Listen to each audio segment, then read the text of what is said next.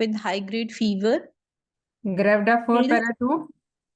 with high-grade fever, chills, tachycardia, hypotension, following a prolonged pre-prom. Okay, Prom.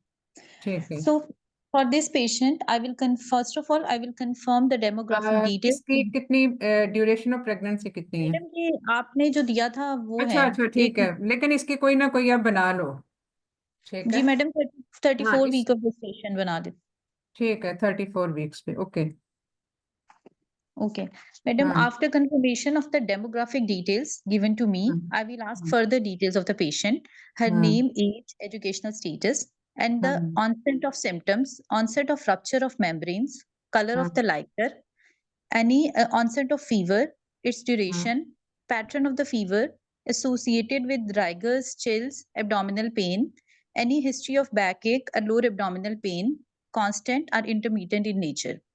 Then I will ask details of the current pregnancy, any history of recurrent UTI, history of recurrent vaginal discharge in current pregnancy, history of any cervical incompetence or a history of cervical cerclage, history of anemia, diabetes or impaired immunity, any history of renal, cardiac or liver disease, history of sore throat, cough, pharyngitis, any current concerns regarding the current pregnancy, any history of immunosuppressive medication she was taken, past obstetrical history, previous mode of delivery, and the history of pre-prom or preterm delivery in previous pregnancies. Then I will ask her past surgical and support at home.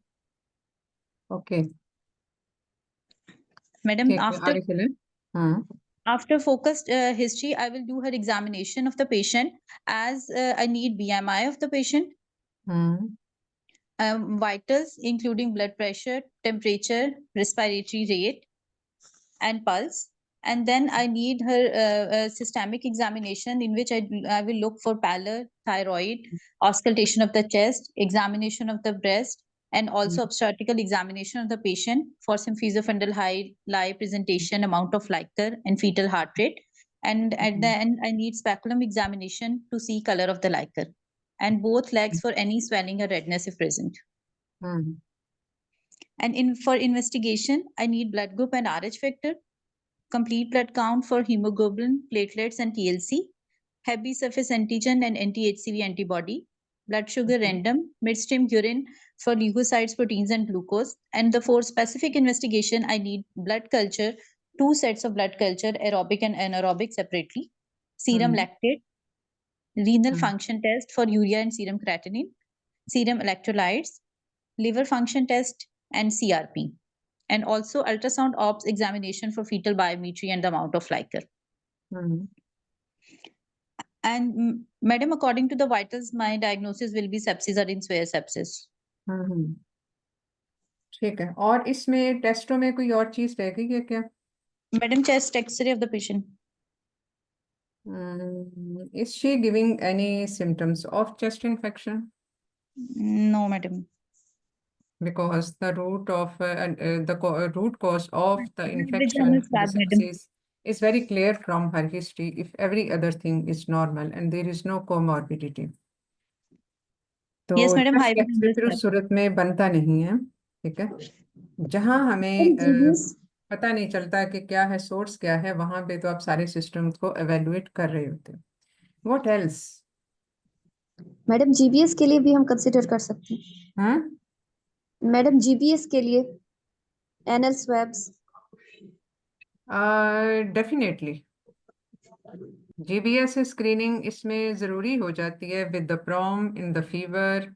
और ये अमूमन जो GBS की routine की screening होती है and with the both rectal and vaginal swab, ये हम 34 वीक्स के बाद ऑनवर्ड कर लेते हैं. एंड अगर प्री टर्म लेबर हो या प्रॉम हो, दोनों सूरतों में, या अगर ये भी ना हो और खाली फीवर हो तो भी, तो जीबीएस स्क्रीनिंग तो इसमें है. और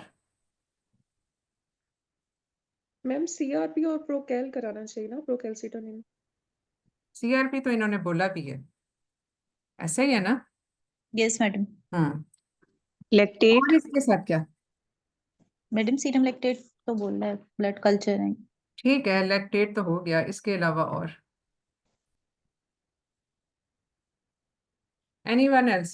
मैडम हर्पिस हाँ? नहीं. नहीं नहीं, उसकी वजह नहीं बनती ना, क्योंकि उसमें कोई ऐसे Yes, सिम्टम्स ma'am. नहीं है। मैडम मरसा के लिए नेजल स्वैब्स। मैम मलेरिया और मसा मतलब angina straight forward, not as urine an culture initial test. क्योंकि देखो इस तरह तो बहुत सारे जो हर पेशेंट पे फिर हम गए मरसा स्क्रीनिंग करें, अनलेस इट इज एंडेमिक, उस सूरत में, वरना हम रूटीन में तो नहीं कर रहे होते, unless there is a strong suspicion of it. Urine culture ma'am hmm ma'am malaria मैंने शायद मिस ना कर दिया हो, did you talk about HVS या Yes, उसका? हाँ, HBS मैडम जी. ओके, ठीक है, वो तो हो गया। और मैम कोएगुलेशन मलेरिया प्रोफाइल, की कोएगुलेशन प्रोफाइल वो आपने Yes, बोला मैडम. था? नहीं मैडम, मैंने बोला नहीं ये हाँ, कराएं. वही ना, वो मुझे लग नहीं रहा था कि आपने बोला है, ठीक है। तो कोएगुलेशन प्रोफाइल भी आप इसमें करवाएंगे, क्यों?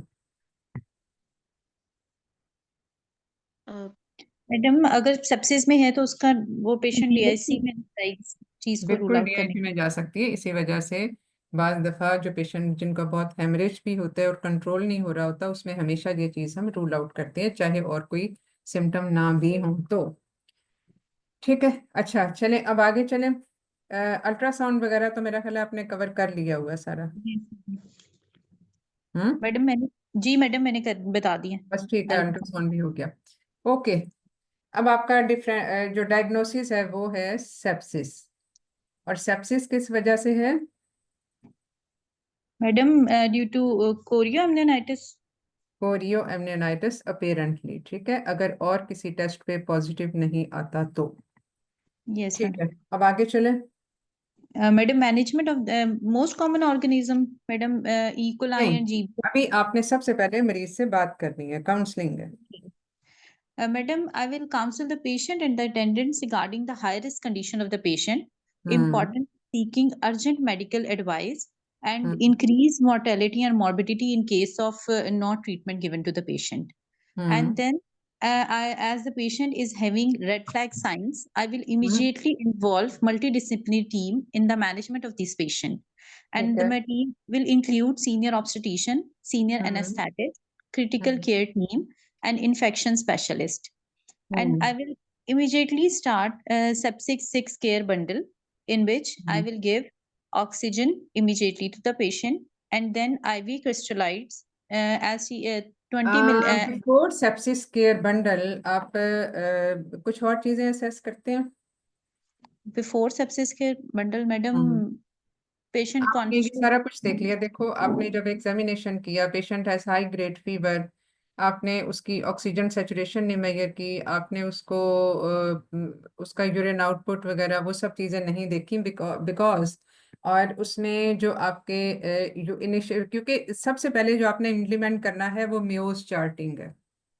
ठीक है, मेयोज चार्टिंग का मतलब ये है कि वो जो एस्केलेटिंग साइंस और सिम्टम्स हैं वो वाली चीज आपने करनी है, और उसके बाद विद इन 1 आवर आप उस पर फिर चले जाते हो, once you have scored according to the म्यूज चार्ट।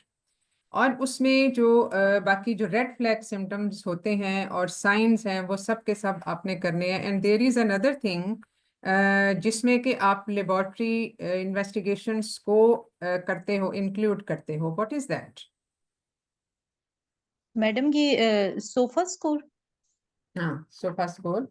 तो सोफा स्कोर के ये सारी चीजें जब आप कंपाइल कर लेते हैं, क्योंकि ये सारे टेस्ट आपने भेज दिए, इससे इनको आने में टाइम लगेगा, so that is Yes, ma'am. Later on. जो सोफा स्कोरिंग है that is later on, but initially you have to rely on the मेयोज स्कोरिंग। तो मेयोज स्कोरिंग में जो हम खास तौर पे जहाँ पे हम विद इन 1 आवर जो उसका वो शुरू कर लेते हैं, एस्केलेट करते हैं उसकी केयर को, वो उसके रेड फ्लैग सिम्टम्स भी होते हैं। ठीक है, तो Yes, ma'am. ठीक है, जिसमें फीवर के अलावा बाकी जो उसका सिस्टोलिक बीपी है, उसका हार्ट रेट है, यानी जितने उसके वाइटल ऑर्गन फंक्शनिंग है वो आपने उसको देखना है, which we can check by our cell on examination. और इसके अलावा ऑक्सीजन सेचुरेशन आप ऐसे पेशेंट में ज़रूर देखते हो। और इसके अलावा जो है वो कोई रैश है या नहीं है, वो भी आपने, कोई साइनोसिस है या रैश है वो तो नहीं है, लैक्टेट और बाकी यूरिन आउटपुट को भी आपने देखना है। बिकॉज और मेंटल स्टेटस तो आप देखते ही हो, because if the patient is having a duration of fever suppose हमें नहीं पता and the patient has come in semi comatose condition, तो उसमें उसके बेस पे ही सीधा सीधा वो रेड फ्लैग सिम्टम पे आ जाएगा, उसमें जिसमें आपने विद एन आवर सारा कुछ शुरू कर देना है। तो ये सारा कुछ करके फिर आप उसमें सेप्सिस केयर बंडल वाली अप्रोच उस पर करते हैं, ठीक है। So immediately Okay. what to start with, you take 2 blood cultures, one for aerobes and one for anaerobes, ठीक है। Yes, madam. क्योंकि दोनों का कल्चर मीडिया, दोनों के जो टेस्टिंग है वो फर्क होती है, बिकॉज मैनी टाइम्स वी सी कि पेशेंट गिव्स सिम्टम्स ऑफ, इसको हम यूटीआई को ही अगर हम ले लें तो पेशेंट सिम्टम दे रहा होता है यूटीआई के, लेकिन जब हम उसमें कल्चर करवाते हैं तो नेगेटिव आ जाता है। सिमिलरली फॉर एचवीएस के उसमें भी नेगेटिव आ जाता है, because only the aerobes are tested. जब तक हम उसका एनारोब्स के लिए कल्चर नहीं भेजते तब तक उसकी टेस्टिंग, और इसलिए हमें लिख के भेजना पड़ता है कि एरोब्स और एनारोब्स जो हैं वो टेस्ट करें। इवन जो माइकोबैक्टीरियम ट्यूबरकुलोसिस है वो भी आइसोलेट नहीं होता on the routine culture, so that has to be tested separately. तो ये इसका इसीलिए हम 2 कल्चर उसमें भेजते हैं कि what ever the organism is, उसमें हम उसको असेस कर सकें कि ये कौन सा ऑर्गेनिज्म है, because your antimicrobials will depend upon in the selection of the antibiotics. तो इसमें व्हाट इट कंप्राइजेस ऑफ, ये जो इसका सेप्सिस केयर बंडल है, Madam, ये जो it's केयर बंडल्स होते हैं, 1 मिनट हम उसमें शुरू करते हैं। ये जो केयर बंडल्स होते हैं basically these are designed not to delay the therapy, essential therapy, क्योंकि होता ये है कि sometimes due to physiological changes of pregnancy the detection of the symptoms is a bit later, या साइंस भी उसके थोड़ा सा डिलेट पता चलते हैं, खास तौर पे जो हाइपोटेंशन वाली चीजें हैं या हार्ट रेट वाली चीजें हैं, ये सब चीजें हमें थोड़ा सा लेट स्टेज पे पता चलती हैं। So we depend upon certain symptoms, signs, and the investigations on which we then rely upon for for initiation of the care bundle.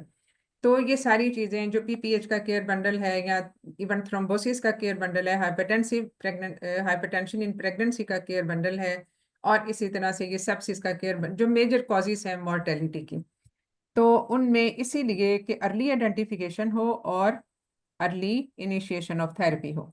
तो अब हम आते हैं उसके कंपोनेंट्स पे, what are these? Madam, 3 takes and 3 give. We will give oxygen to the patient, IV crystallite in pregnant 20 ml per kg, and immediately start IV antibiotics after taking blood cultures. ठीक है, And madam, then we ठीक, हाँ ठीक है, will ठीक है, measure serum lactate and measure urine output. Okay, Madam, these are the 6 components of care bundle. Okay.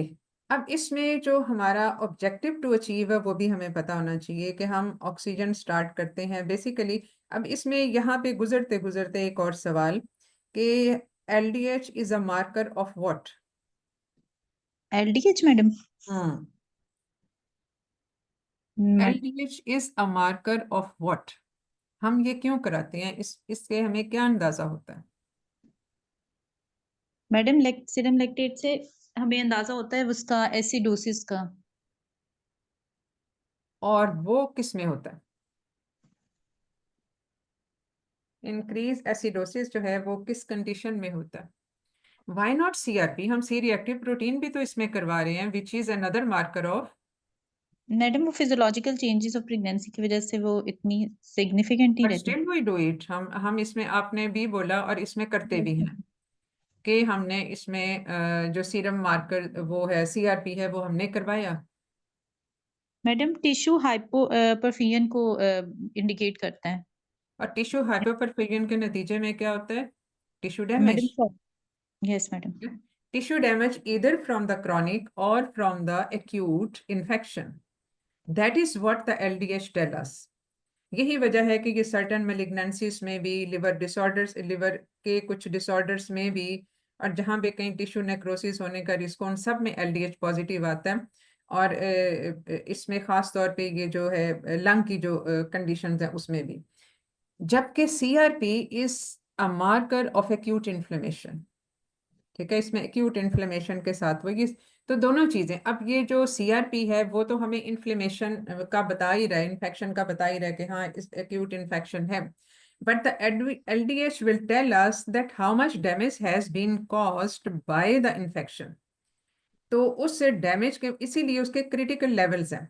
2 पे आप अलर्ट हो जाते हो, 4 पे आपने इमीडिएटली सारा कुछ स्टार्ट कर दिया, क्योंकि वहां पे इसका मतलब ये है कि अब टिश्यू डैमेज भी उस इन्फ्लेमेशन के नतीजे में जो टिश्यू हाइपोक्सिया हुआ और उसके नतीजे में जो टिश्यू डैमेज हुआ, now it is in critical stage. इसीलिए ये जो है ये sign of morbidity and mortality के तौर पे लिया जाता है कि ये हमें फिर सेवेरिटी ऑफ सिचुएशन का बताता है, और उसके साथ साथ ही फिर हमने CRP वगैरह करवा लिया। तो ये हमने जो LDH है उसको हम 9 पे अलर्ट हो जाते हैं, but 4 is the red flag symptom, जो उसके साइन है बेसिकली, जिसपे हमने उसका जो यूरिन आउटपुट वगैरह है वो करना है।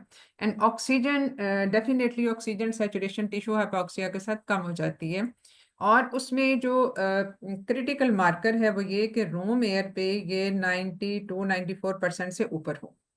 जो ऑब्जेक्टिव होता है उसको ऑक्सीजन सैचुरेशन देने का वो है to maintain the oxygen saturation above 94, preferably till 98।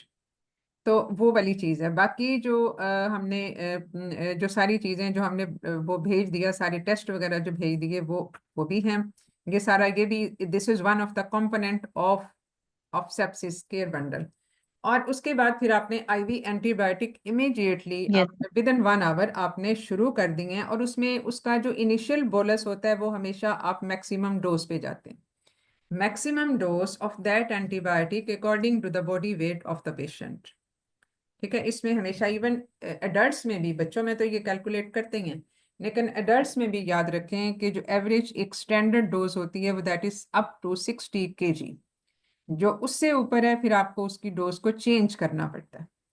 तो बॉडी वेट के हिसाब से आपने उसको एंटीबायोटिक की डोज लगाई जो कि मैक्सिमम है फॉर दैट पर्टिकुलर एंटीबायोटिक।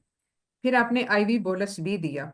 अब IV बोलस देने का मकसद अमूमन ये जो एडवांस्ड सेप्सिस होता है उसमें हाइपोटेंशन हो जाती है, again due to the tissue damage, vasoconstrict, वो उसमें सारी जो वेजोडाइलेटेशन और सब चीज़ें हो जाती हैं उसके नतीजे में, और उसका जो एक्स्ट्रा सेलुलर फ्लूइड और वो सब चीज़ें जो हीमोडायनामिक चेंजेस आती हैं उसके नतीजे में, so to compensate for that hypotension. अब हाइपोटेंशन में आप इनिशियली बोलस देते हैं, और इसमें भी according to the body weight ही होता है। और जब अगर हाइपोटेंशन क्योर नहीं होती विद द IV बोलसिस, तो then you have to consider the vasopressors even, यानी डोपामीन, नॉरएपिनेफ्रिन, एपिनेफ्रिन, ये सारे वो वेजोप्रेसर्स हैं जो आप उसमें फिर दे सकते हो। और इसके अलावा आपने अकॉर्डिंग टू द मेयोस चार्टिंग आपने ये सारी चीज़ें जो हमने अभी चेक की वो सारी की सारी चीज़ें आपने उसकी रेगुलर मॉनिटर करते रहना है। और अगर ये लैक्टेट, और उसमें कुछ टेस्ट हैं जो रिपीट करवाने की ज़रूरत होती है, ख़ास तौर पे लैक्टेट, क्योंकि इसको अगर इनिशियली इसका बेसलाइन रेस था तो आपने विद इन 1 आवर आपने दोबारा से उसको चेक करना है कि वो, क्योंकि हमने effect of the therapy assess करना होता है। तो वो आप ये सारी करते हो, तो ये तकरीबन 6 पॉइंट्स आ जाते हैं जो उसके सेप्सिस केयर बंडल के होते हैं। नाउ कम्स के अब इसमें how to choose the antibiotics, उसमें क्या चीज़ें हैं जो कि हमें इसमें क्या पॉजिटिव ऑर्गेनिजम्स क्या हो सकते हैं, and how you select a certain antibiotic, because madam Madam, मेरा एक क्वेश्चन है you have sent the madam sample for the culture and sensitivity। ठीक है, उसका मकसद ही ये है। देखो इसमें हमें बार दफा माइक्रोबायोलॉजिस्ट की भी और इन्फेक्शन एक्सपर्ट्स की भी हेल्प लेनी पड़ती है, but you also should know के what are the common organisms which are responsible for causing the infection, genital tract infection ही है ना ये भी। तो उसमें वो कौन से पॉजिटिव ऑर्गेनिजम्स हैं, और वो वाले ऑर्गेनिजम्स किन एंटीबायोटिक्स को यूजुअली सेंसिटिव होते हैं, या इसको अगर आप दूसरे तरीके से बात करो तो ये कि जो कॉमनली अवेलेबल एंटीबायोटिक्स हैं वो कौन कौन से बैक्टीरियाज को कवर करती हैं। Madam, most common is E. coli and GBS हाँ, and coliform infection in PPROM and हाँ, also group A streptococcal infection. तो इसमें हम क्या करेंगे फिर? Madam, GBS and E. Group coli A को streptococcal infection, yes, it is the very common cause for the genital tract infections, और उसके साथ इसमें जो ग्राम नेगेटिव बैक्टीरियाज होते हैं वो इवन बैक्टीरियोइड्स, सूडोमोनास ज्यादातर हॉस्पिटल एक्वायर्ड इन्फेक्शन में आता है, but very resistant to the usual antibiotic coverage. और इसके अलावा group A streptococcus, beta haemolytic streptococcus and the group B streptococcus, ये दोनों हैं जो सबसे कॉमन समझे जाते हैं, और ई कोलाई, ठीक है। Yes, तो madam. इसलिए जो है वो अब ई कोलाई जो है वो ग्राम नेगेटिव में आ जाता है, जबकि जो ग्रुप ए स्ट्रेप्टोकोकस और ग्रुप बी स्ट्रेप्टोकोकस जो हैं ये ग्राम पॉजिटिव पे आते हैं। So you have to give a cover जो कि इन दोनों को कवर कर ले। मैडम Madam, क्लिंडामाइसिन दे सकते हैं। क्लिंडामाइसिन जो है वो ग्रुप ए को 89% कवर करती है और ग्रुप बी को 68% कवर करती है, और मेट्रोनिडाजोल जो है वो एनाएरोब्स को कवर करता है। ठीक है, लेकिन क्लिंडामाइसिन की जो इसमें बेसिकली वो कंप्लीट कवरेज उसका नहीं होता for the group B streptococcus, because you have to choose a medicine, to choose an antibiotic which should be perfectly suitable for these common organisms until and unless the report is available, और उसके हिसाब से हम उसको फिर change कर दें। लेकिन ये है कि वो वाली ड्रग आप चूज करो जिसमें उसका कवर प्रॉपर हो। अब बाज दफा ऐसा होता है कि अगर बहुत ज्यादा कोई इन्फेक्शन मतलब इतना ज्यादा है, patient is very very sick, तो उसमें फिर सिर्फ क्लिंडामाइसिन से कवर नहीं होगा, ठीक है। उसमें फिर हमें और कुछ जो है वो उसमें हमें जरा वो देखना, कवरेज करनी पड़ेगी, but generally speaking madam, patient is madam awake. Piperacillin, madam piperacillin tazo और meropenem. madam mentioned. Gentamicin and Meronam and what piperacillin else? Tazo and meropenem. Madam piperacillin tazo और मेरोपनिम जो है अब ये लेटेस्ट गाइडलाइन। ठीक है, लेकिन madam meronem basically is a drug जो कि group A and group B streptococcus और gram positive gram negative coverage, ये सारी चीजें जो हैं ये इसको कर लेता है।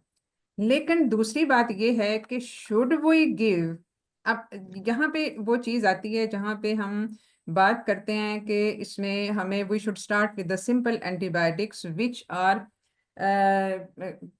Liver and kidney friendly. तो इसमें और अल्टरनेट ऑप्शंस क्या हो सकती हैं? मैडम मैम पेप्रासिलिन ये टेज़ोमेटिन का डिपेंड करता है कॉम्बिनेशन। कि मेथिसिलिन सेंसिटिव है या, मैम ये दो चीजों पे डिपेंड करता है ना कि ये मेथिसिलिन सेंसिटिव है या मेथिसिलिन रेजिस्टेंट है, और दूसरा बेसिकली एंड वही जो मरसा के लिए हमने वो टेस्टिंग करनी होती है, वो तो हमें पता चल जाएगा कल्चर के हिसाब से। अभी तो हम बात कर रहे हैं क्योंकि हमने टेस्ट भेज दिया, the report finalised report will be available after 2-3 days, बहुत भी अर्लीस्ट हो तो 48 आवर्स में। लेकिन बात यह है कि अभी हमने इनिशियल कवर देना है, अभी मैम हमने बोलस डोज में इनिशियल कवर देना है और उसको मेंटेन करना है, क्योंकि हम कुछ ना कुछ तो स्टार्ट करेंगे। हम ये तो नहीं कि पेशेंट को एज इट इज सेप्सिस में छोड़ दें कि रिपोर्ट आएगी तो फिर हम करेंगे। मैम थर्ड जनरेशन सेफ्लोस्पोरिन से स्टार्ट करते हैं ना। मैडम ट्रिपल रिजीम स्टार्ट करते हैं ना। Triple regime means what? Triple regime में हम जो यूजुअली स्टार्ट करते हैं metronidazole gentamicin along with amoxicillin penicillin group start करते हैं या तो ट्रिपल रिजीम पे अगर ठीक है, जेंटामाइसिन बेसिकली कवर तो करती है, ग्राम नेगेटिव को कवर करती है, सूडोमोनास को कवर करती है, लेकिन अगर कहीं पे पस कलेक्शन हो तो उस पर नहीं कवर करती। But in this patient we can consider to start with the triple regime, and triple regime comprises अब ये जो पेनिसिलिन ग्रुप ऑफ ड्रग्स है and the first generation amoxicillin cephalosporins हैं, दीज मेन कवरेज इनका gram positive का होता है। And the third G generation cephalosporin, cefixime है, सेफिलोटॉक्सिन है, तो सेफोटैक्सिम, तो उसमें मेन जो कवरेज है वो है ग्राम नेगेटिव बैक्टीरियाज का। और उसके साथ जो हम मेट्रोनिडाजोल देते हैं वो डेफिनेटली एनारोब्स को कवर करती है। तो खास तौर पे ये हम इसको जो कोरिया अमनियोनाइटिस वाले केसेस हैं उसमें इस तरह की preparations are a preferable choice until and unless कि उसमें पेशेंट को या तो रिस्पॉन्स ना आ रहा हो या फिर कल्चर की रिपोर्ट के मुताबिक हमें चेंज उसको करना पड़े according to the type of the micro organisms and the sensitivity to certain antibiotics. अब इसमें बहुत सारी रेजिस्टेंट स्ट्रेन्स भी होती हैं। एज यू नो कि एंटीबायोटिक रेजिस्टेंस एक बहुत बड़ा डायलेमा है आजकल के, जिसमें multi drug resistant micro organisms भी होते हैं। तो अब इसमें अब according to the culture sensitivity report वो तो नीड नॉट एनी डिस्कशन, क्योंकि वो तो उसके हिसाब से हमने कर ही लिया। But for the time being initially we can start with the triple regime. और इसमें या फिर उसका ऑल्टरनेट ये होगा कि यू कैन गिव टेसोबैक्टम, ठीक है, उसमें जो कि gram negative gram positive Pseudomonas सिर्फ ये मीथ्रिन रेजिस्टेंट को कवर नहीं करता, अदरवाइज टेंजो का कवर एक कंप्लीट कवर हो जाता है। And this is liver and kidney friendly, इसका कोई नेफ्रो या हेपेटोटॉक्सिक इफेक्ट उस तरह से नहीं होते। And this is available in the different dose preparation, इसको कम डोज से ज़्यादा डोज में हम सब में दे सकते हैं। And the bolus dose would be 4.5 ग्राम। तो इसमें एक ऑल्टरनेट ऑप्शन ये हो सकती है। और इसके साथ यूजुअली हमें मेट्रोनिडाजोल को कंबाइन करने की ज़रूरत नहीं पड़ती, क्योंकि इसमें एनारोब्स का भी कवर साथ ही हो जाता है, ठीक है। तो ये तो हो गया ये। अब इसमें बेसिकली अब फर्ज किया इसके कल्चर पे आ जाता है मीथिलीन रेजिस्टेंट बैक्टीरिया, तो उसमें अब क्या करोगे आप? मैडम वेंकोमाइसिन देंगे आइडियली, ठीक है, क्योंकि वेंकोमाइसिन का जो है वो कवर इसमें हो जाता है, क्योंकि जो मरसा का जो है वो कवर किसी और ड्रग से बहुत कम होता है या पार्शियल होता है। तो ज़्यादातर फिर इसके लिए जो है वो वेंकोमाइसिन ही यूज़ होती है। But again you have to go through the list of sensitivity, क्योंकि उसमें पार्शियल सेंसिटिविटी और कंप्लीट सेंसिटिविटी या स्ट्रॉन्ग सेंसिटिविटी, जो ये सारी चीज़ें दी हुई होती हैं। अगर सपोज उसमें सिर्फ सेंसिटिविटी का ही मेंशन हो और इसमें पार्शियल या इस तरह की सेंसिटिविटी की ग्रेडिंग ना की हुई हो, देन वेंकोमाइसिन में बी अ बेटर चॉइस। लेकिन वेंकोमाइसिन के साथ फिर उसकी जो मॉनिटरिंग है वो सब चीज़ें हमें करनी, क्योंकि once you put the patient on these antibiotics, तो जब हम थेरेपी कोई देते हैं तो हम उसका इफेक्ट भी असेस कर रहे होते हैं और हम उससे रिलेटेड होने वाली जो कॉम्प्लिकेशंस है एंटीबायोटिक के अलावा कोई भी ड्रग, तो उसकी एफिकेसी असेस होती है बाय सर्टेन टेस्टिंग, और उसके अलावा उसकी जो कॉम्प्लिकेशंस हैं वो भी हम मॉनिटर कर रहे होते हैं बाय सर्टेन टेस्टिंग, ठीक है। तो ये तो हो गया इसका, जो कि हम ज़्यादातर कॉमनली जो हम इसमें वो करते हैं। अब इसमें quickly we go through the other scenarios as well. दूसरा सिनेरियो हमारा क्या था मैडम? मैं बताती हूँ। ट्रिपल हाँ जी, रिजीम में अब हम कौन सी देंगे? मैं वो तो बता दें एक दफा। ट्रिपल क्या रिजीम में जेंटामाइसिन तो नहीं देनी, तो मैम एमोक्सिसिलिन देखो फ्लैजिल और साथ इसमें को कवर करने के लिए क्या देंगे? देखो ट्रिपल रिजीम का मकसद ये है कि आप ग्राम पॉजिटिव का कवर दें और फिर आप उसको ग्राम नेगेटिव का कवर दें और उसमें आप उसको एनेरोब्स का कवर दें। एनेरोब्स का कवर हो गया मेट्रोनिडाजोल के साथ, ग्राम नेगेटिव का कवर हो गया जेंटामाइसिन के साथ, और उससे पहले आपको वो ज़ाहिर है एक नेफ्रोटॉक्सिक है, इसलिए वो भी चीज़ें आपको देखनी पड़ेंगी कि इसके रीनल फंक्शन इम्पेयर तो नहीं है। अदरवाइज आपको फिर ग्राम नेगेटिव के लिए बाकी चीज़ों को देना पड़ेगा, जैसे मेरोनम वगैरह से ग्राम नेगेटिव का एडिक्वेट कवर हो जाता है और एनेरोब्स का भी हो जाता है। और उसके साथ फिर हमें मज़ीद कोई फ्लैजिल वगैरह या मेट्रोनिडाजोल कोई भी और चीज़ कंबाइन करने की ज़रूरत नहीं पड़ती। तो RFTs के ऊपर ये सब चीज़ें चेक करके फिर एंटीबायोटिक की सिलेक्शन करते हैं।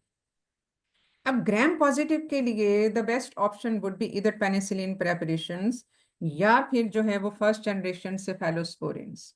फर्स्ट जनरेशन, अब ये जो थर्ड जनरेशन अब तो फोर्थ जनरेशन तक ये सारी चीज़ें अवेलेबल हैं, बट जनरली स्पीकिंग जैसे जैसे हम उसकी जनरेशन वाइज आगे चलते हैं उसमें ग्राम नेगेटिव का कवरेज ज़्यादा हो जाता है।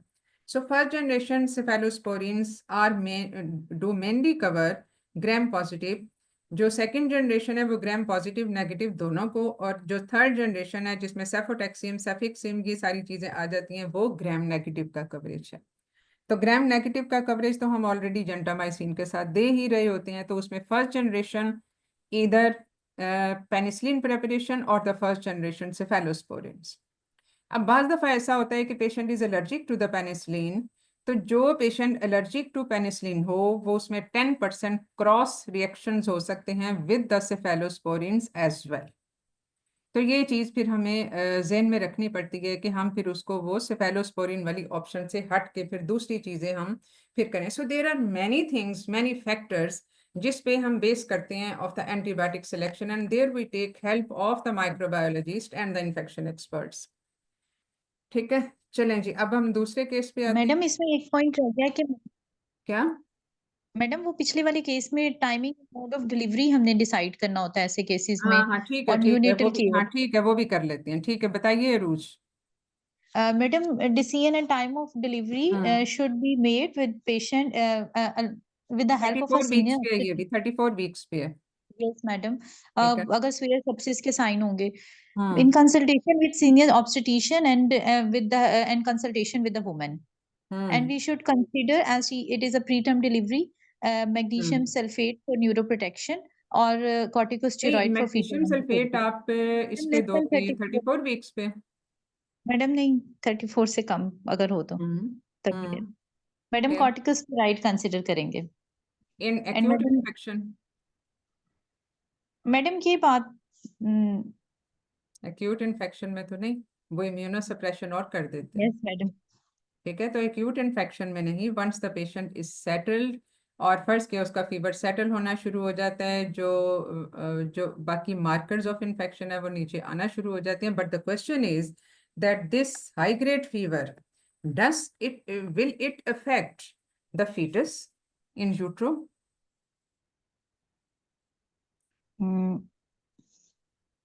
यस मैडम कोरिया और अम्नियोनाइटिस के इसको हम क्या एक्यूट पायरेक्सिया वाली स्टेज पे डिलीवर कर दें? सपोज इसके मैडम प्रीवियस स्टेबलाइज एसवीडीज हैं, सपोज इसकी प्रीवियस एसवीडीज हैं, because if the basically madam the fetal and the maternal mortality will be related to again to the LDH level, वो जितने ज्यादा होते जाते हैं उतना ही ज्यादा जो फीटल इफेक्ट्स हैं वो भी ज्यादा उसमें मसले आ सकते हैं। और खास तौर पे अगर ये इंट्रा पार्टम पायरेक्सिया हो तो उसमें white matter of the foetal brain is affected. और सेरिब्रल पाल्सी की बहुत सारी जो वजह होती हैं वो इंट्रापार्टम पायरेक्सिया से रिलेटेड होती हैं, चाहे वो किसी भी वजह से हो, इन्फेक्शन से हो या ना हो। बाज़ दफ़ा एपिड्यूरल के नतीजे में हो जाता है, बाज़ दफ़ा साइटोटेक के नतीजे में हो जाता है। So aim is always to keep the fever या उसका जो बॉडी टेम्परेचर है below 100 degree centigrade, 100 degree Fahrenheit, 38 degree centigrade से नीचे नीचे हमने रखना होता है।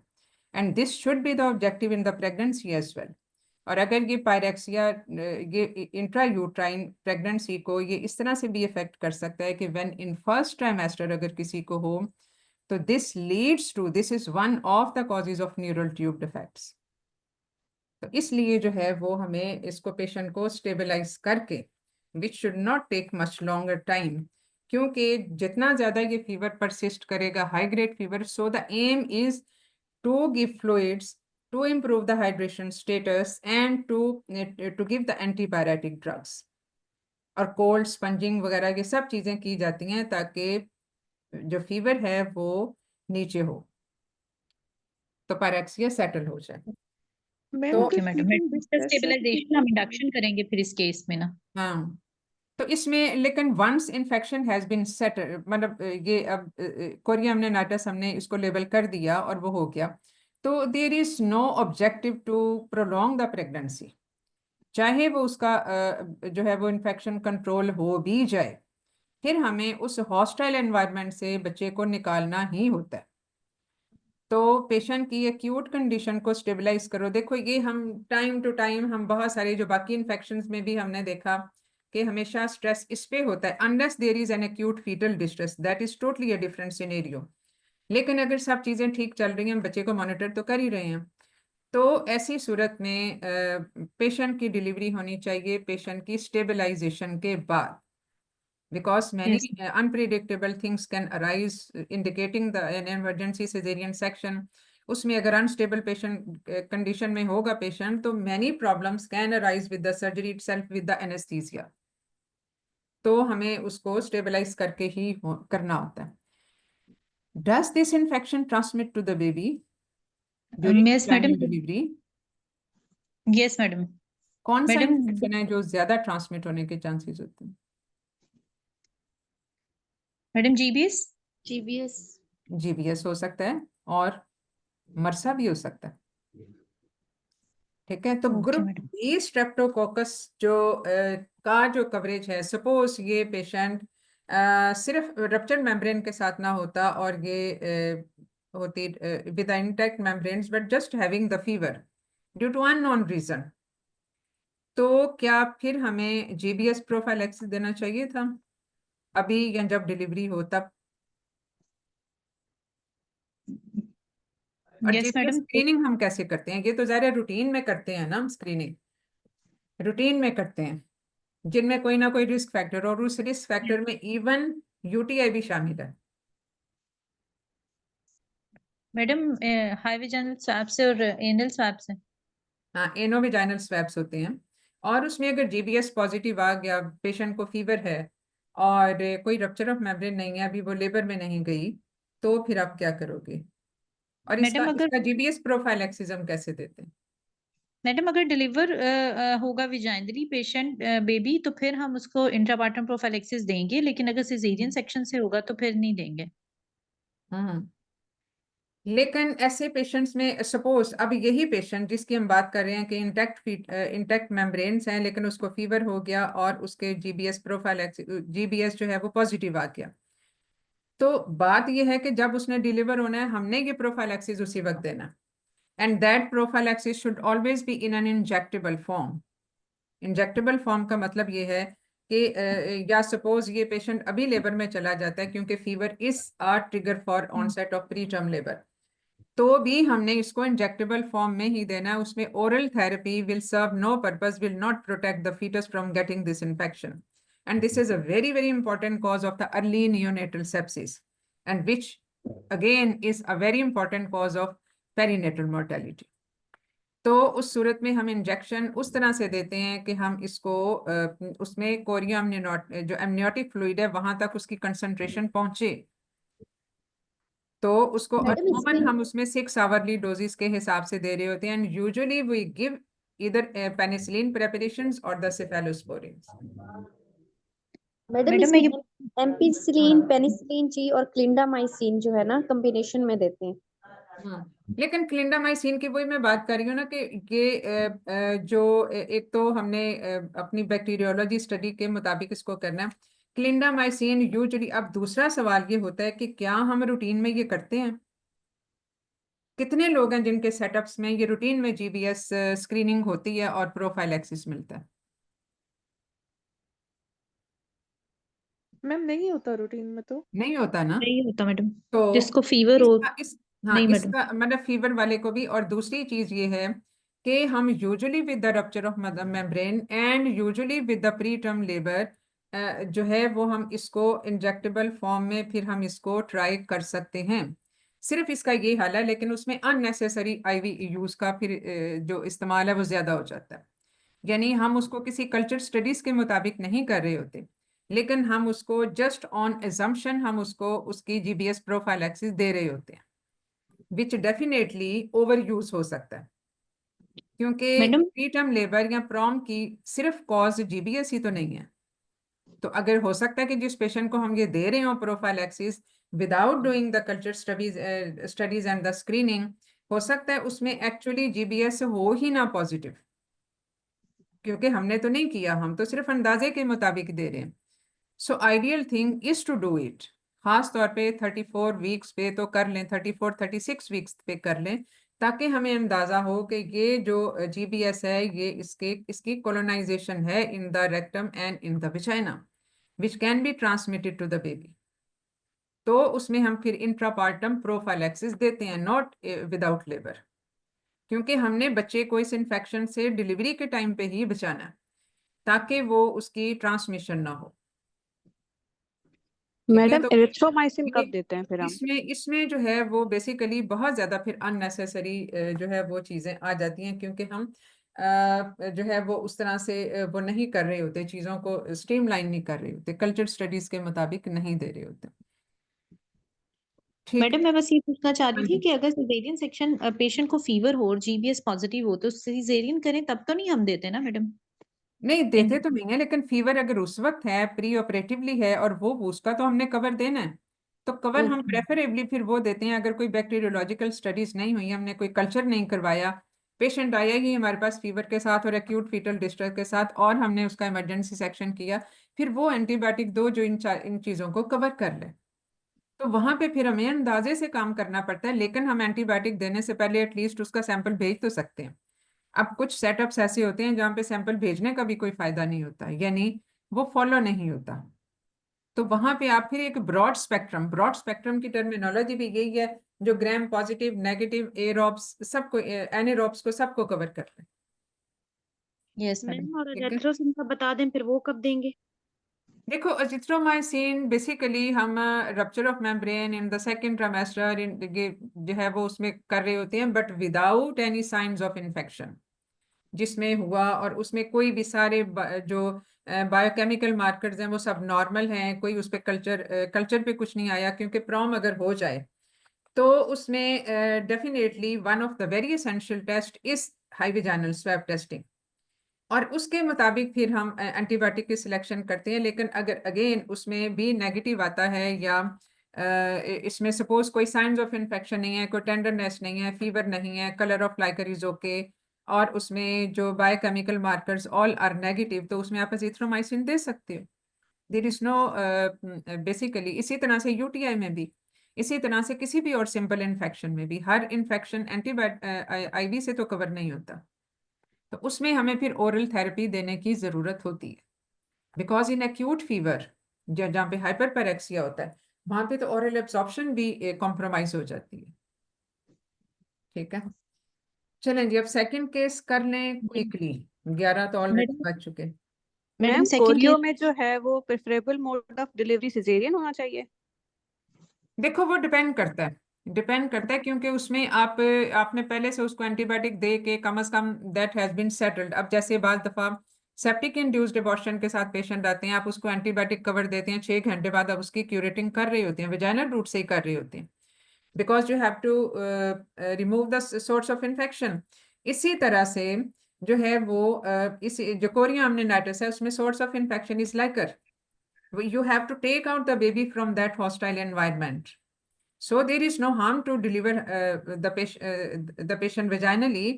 अगर उसमें, और क्योंकि अगर आप सेक्शन करते हो तो उसमें भी बहुत सारे कंसर्न्स होते हैं, तो section should be reserved only for obstetric and the fetal reasons. उसमें कोई ऐसी वजह नहीं है कि उसमें मैम आप हम इसमें सेक्शन इंडक्शन करेंगे फिर? कर सकते हैं, क्यों नहीं कर सकते। और मैडम अमूमन जो लेबर जो फीवर वाले पेशेंट्स होते हैं वो खुद भी लेबर में चले ही जाते हैं खुद से ही, due to release of prostaglandin as an inflammation markers. Ma'am तो फिर ये 34 वीक्स पे हम जो है विदाउट स्टेरॉइड ही इनको डिलीवर करवा देंगे?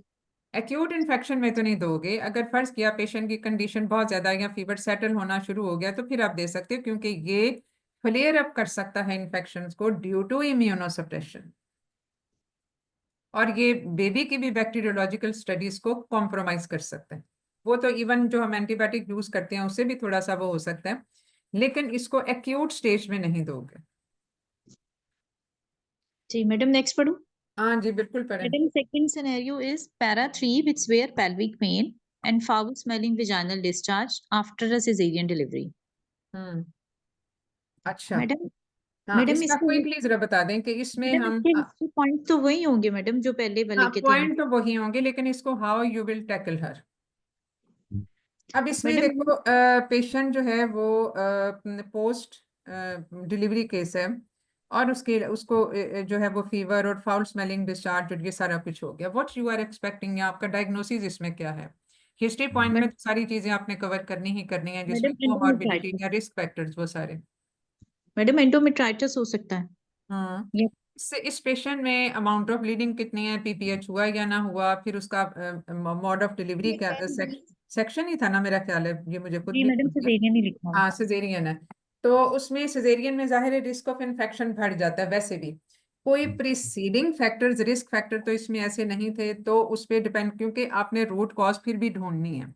या कोई Yes. सर्जिकल टेक्निक में मसला हुआ है या कोई सर्जिकल कॉम्प्लिकेशन होगी तो वो फिर अब इसमें जो इन्वेस्टिगेशन है, बेसिकली इन्वेस्टिगेशन में आपकी सारी वही होंगी और इवन अल्ट्रासाउंड भी, ठीक है। और ये सारी के सारे टेस्टिंग जो हैं वो हमारे उसी तरह उसी तरीके से चलेंगे, वही उसी तरह से हमारा ये सारा वर्कअप होगा। अब काउंसलिंग में भी हमने इसी तरह से करना है कि we have to find out. तो बाज दफा होता है कि एक नॉन गायनेकोलॉजिकल कॉज भी हो सकती है, लेकिन यहाँ पे gynaecological cause is very evident कि फाउल स्मेलिंग डिस्चार्ज है, so probably it is some endometrial infection. तो कल्चर स्टडीज के लिए भेज के ब्लड भी और हाई वेजाइनल स्वैब भी, ये सारा तो आपने अब उसको शुरू कर देनी है antibiotics. And again we have to choose the best one. अब जो नॉर्मली हम जो करते हैं, अब बेसिकली जो हम गाइडलाइन में देखते हैं ना, गाइडलाइन में अब जो है ना सबसे बड़ी चीज वो ये होती है कि गाइडलाइन जिस पॉपुलेशन के लिए बनती है उनके बैक्टीरियोलॉजिकल स्टडीज, उनके जो इम्यून लेवल जो स्टेटस है वो, उनका जो न्यूट्रिशनल लेवल है वो, उनका जो इंफ्रास्ट्रक्चर है वो सब चीज़ें हमसे मुख्तलिफ है। लेकिन एग्जाम में आप सिर्फ गाइडलाइन की बात करते हो, but speaking of your own environment, हमारे पेशेंट जो एंटीबायोटिक्स का इतना मिसयूज करते हैं, और अब इसमें भी अगर आपने गाइडलाइन जब आपने देखी होगी तो आपको अंदाजा होगा कि फौरी तौर पे एंटीबायोटिक सिर्फ एक्यूट केस में शुरू होती है, not for the simple cases. इसी तरह से जो आईवी एंटीबायोटिक्स हैं, these are for acute cases, not for simple infections. अब इवन जो सोर थ्रोट वगैरह है, अगर उसके साथ हाई ग्रेड फीवर है, अब आपने डिफ्रेंशिएट करना between the viral and the bacterial.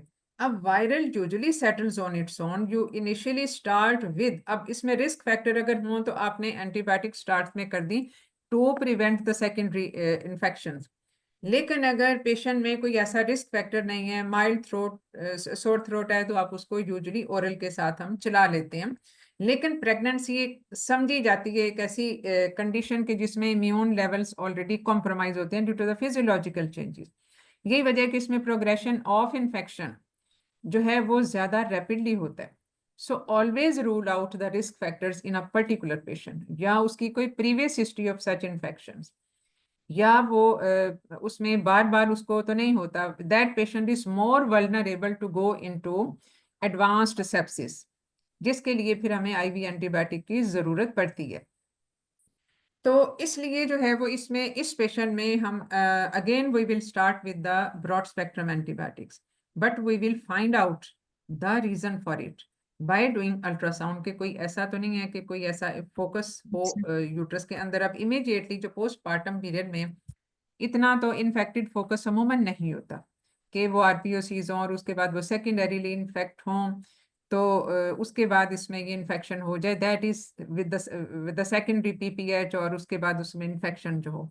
But again you have to rule out anything इसमें जो अल्ट्रासाउंड के साथ होगी, any other cause.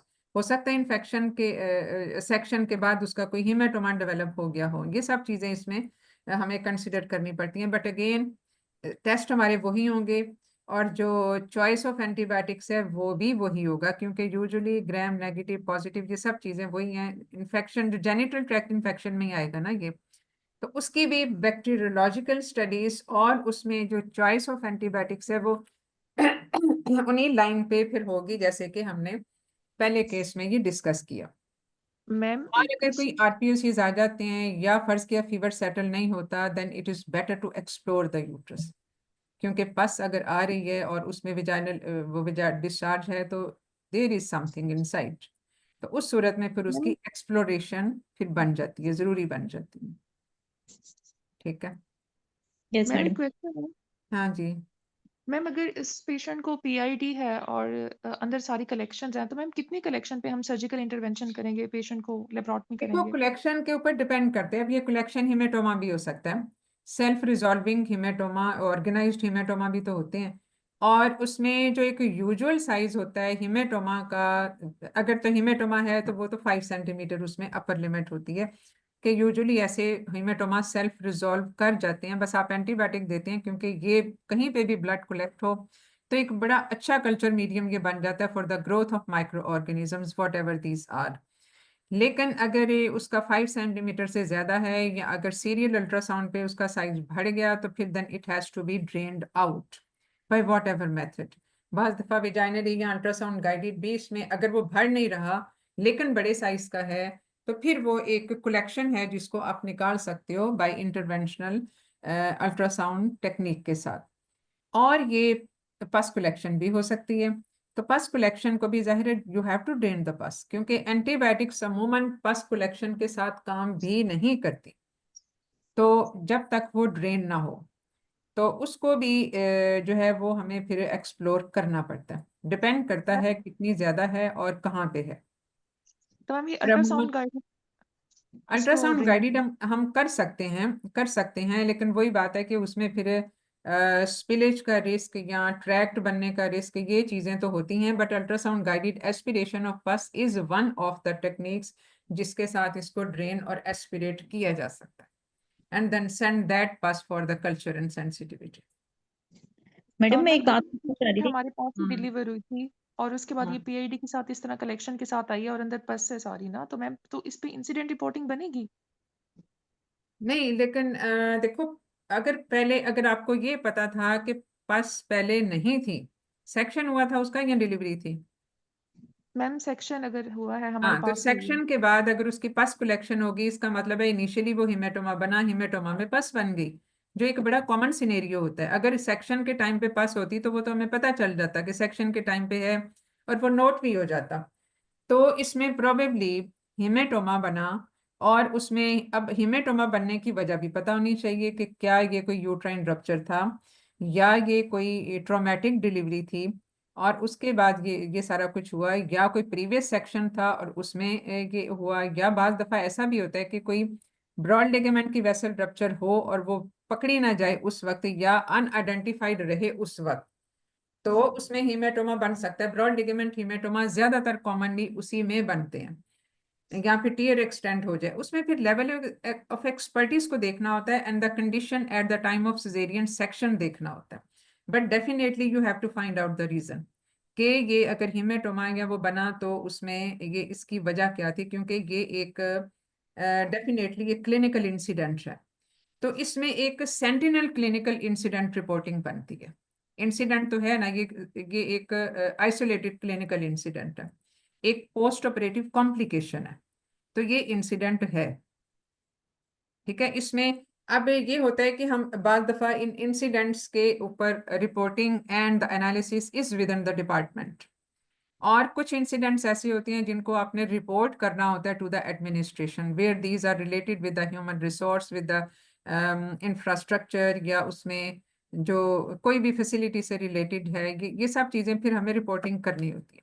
But if something is happening repeatedly तो फिर वो जो है वो उसमें उसको हम रिपोर्ट करते हैं एडमिन को भी।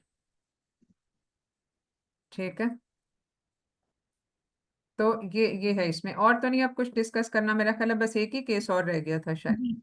जी मैडम। मैडम बस मैं ये पूछना चाह रही थी, अगर एक पेशेंट वैसे ही सेप्सिस के साथ आता है, हमें उसके वाइटल्स में ही सेप्सिस मिलता है, तो म्यूज चार्ट की उधर इम्प्लीकेशन फिर उसकी क्रिटिकल केयर मॉनिटरिंग में आएगी, उसमें पहले तो हाँ नहीं बिल्कुल, आएगी? ये म्यूज स्टार्टिंग जो है ये basically is to identify and to predict the risk factors to the patient, और दूसरी बात ये कि for the onward monitoring as well, क्योंकि यही वो पैरामीटर्स जिन पे आपने एस्केलेट किया अपना सेप्सिस बंडल, यही पैरामीटर जो हैं कि आपको बताएंगे कि उस केयर बंडल की इफेक्टिविटी कितनी है।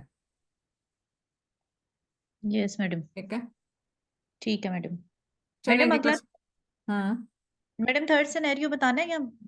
मैडम बस उसमें ये था कि डिस्कस कर लो बस 5 मिनट में। Primary gravida with urinary tract infection progress to high grade fever and chills। तो मैडम इसका ये क्या मतलब हुआ? ये पाइलोनेफ्राइटिस की तरफ जा रही है, and pyelonephritis is an acute condition, acute septic condition. और पाइलोनेफ्राइटिस अगर अनट्रीटेड रहे फॉर सम टाइम तो it can lead to septic shock. ठीक है, तो इस वजह से जो है वो इसको भी क्विकली बेस्ड ऑन दोज, अब ये इसमें बेसिकली ये जो पाइलोनेफ्राइटिस होता है ये इसमें रेड ट्रिगर्स वाली चीज आपने आइडेंटिफाई करनी है कि अब ये शॉक में तो नहीं जा रही। शॉक के पैरामीटर वो सारे हैं जो रेड फ्लैग सिम्टम्स के साथ हैं। तो Yes, जो ma'am. दरमियान वाली स्टेज होती है ऑरेंज वाली, वो basically transition from the mild to the severe stage होती है, जिसपे आप अलर्ट हो जाते हो। Red flag is a severe stage, तो उसपे आपने फिर एस्केलेट कर देना है वो सारा चीजें। एंड डेफिनेटली हाइड्रेशन, एंटीबायोटिक्स और एंटीबायोटिक्स, ये these remain the standard baseline standard things. और उसके बाद जो कंसर्न स्पेशलिस्ट है, एमडीटी तो हर चीज में डाल दो ना, एमडीटी तो बेसिकली पेशेंट सेफ्टी से रिलेटेड भी होती है, तो इसलिए एमडीटी का लफ्ज तो आपने कुछ भी चीज है आपने एमडीटी बोलनी है, because you have to ensure the patient safety. तो इसके अलावा जो है वो आप इसमें ये सारी चीजें हैं जो करोगे, ठीक है। इसमें भी आपने straightforward bolus of this antibiotics जो हैं वो आपने देनी होती है, ब्रॉड स्पेक्ट्रम। और कल्चर स्टडीज जो हैं वो यूरिन की भी, ब्लड की भी, ये सारी आप भेजते हो। मैम इसमें हम एम्पेरिकली वही स्टार्ट करेंगे एंटीबायोटिक्स? हाँ जी। अब ये देखो, प्रेगनेंसी में कुछ चीजें हैं जो आप यूज नहीं करते, मसलन क्विनोलॉन्स, और इसके अलावा जो है वो लाइनजोलेट, वो भी आप यूज नहीं करते, ट्राइमेथोप्रिम वगैरह ये यूज नहीं करते, तो उनको निकाल के नॉन प्रेग्नेंट में तो ये भी हमारे पास ऑप्शंस होती हैं। लेकिन जो प्रेगनेंसी और ब्रेस्ट फीडिंग की सेफ्टी ऑफ ड्रग जो है वो तकरीबन एक जैसी होती है, क्योंकि वहाँ पे वर्टिकल ट्रांसमिशन का रिस्क है, यहाँ पे मतलब ऑफ एंटीबायोटिक जो डोज है, और यहाँ पे हॉरिजॉन्टल ट्रांसमिशन फिर होती है। तो इसमें भी वही ब्रॉड स्पेक्ट्रम एंटीबायोटिक वाली बात होगी। अब E coli is a very important organism for the UTI, तो हमने फिर वही देना है जो कि इन सारों को कवर कर देगा। मैम फॉस्फोमाइसिन का कोई रोल है यहाँ पे? Fosfomycin though is a safe option, but not to be considered in acute condition. यानी अगर ये पाइलोनेफ्राइटिस अब हो गया, एक सिंपल यूटीआई है, पेशेंट को फीवर नहीं है, लेकिन उसको वैसे सिम्टम सारे वो हैं, और हमें कल्चर पे भी या यूरिन कंप्लीट एग्जामिनेशन पे भी ये आ गया, तो फॉस्फोमाइसिन आप दे सकते हो, consider to be the safe drug in pregnancy, लेकिन एक्यूट कंडीशन में नहीं, ठीक है। अब ये जो मतलब बाकी जो हमारे पास ऑप्शन जो होती हैं, मेट्रोनिडाजोल, उसको थोड़ा सा उसका जरा लिमिटेड यूज होना चाहिए। Clindamycin is safe, tazobactam is safe, बाकी penicillin preparation and cephalosporin preparations all are safe, और carbapenem is safe. Gentamicin depends upon the renal उस पे फंक्शन पे, क्योंकि जाहिर है इसमें अगर रीनल प्रॉब्लम है तो वो भी आपको देखना पड़ेगा, और ये सारी चीजें हैं जो कि उसमें वो आती हैं, ठीक है। Okay, madam. Ma'am next class में म्यूज चार्ट करवा दें। ये सारों का है, सब कुछ सबसे पूछो म्यूज चार्टिंग। जी मैम, और यूटीआई का भी वो सारी के हाँ जो मैम हमने कभी यूज नहीं किया ना, हम लोग अपने सेटअप में तो नहीं करते। नहीं, लेकिन उसकी कोई ना कोई मॉडिफाइड फॉर्म आप जरूर यूज करते हो। म्यूज चार्टिंग, अब म्यूज चार्टिंग एक बड़ा कॉम्प्लेक्स वो होता है जिसमें बेसिकली कलर कोडिंग भी इस्तेमाल होती है, लेकिन ये है कि आप उसका किसी ना किसी हद तक, और दूसरी चीज ये है कि म्यूज चार्टिंग में आपके सारे मसले हल हो जाते हैं कि आप एक कंडीशन को अर्ली आइडेंटिफाई कर सकते हो, विच bye routine parameters you may not detect in early stage because of the physiological adaptations in the pregnancy. तो म्यूज चार्टिंग का कंसेप्ट बहुत जरूरी है, और मेरा ख्याल है कि शायद एक आध दफा टॉक्स में आ भी चुका हुआ है, ठीक है। Yes, madam. चलें जी, ठीक है, thank you, madam. Okay. Thank you ma'am. Thank you Thank you, madam. madam.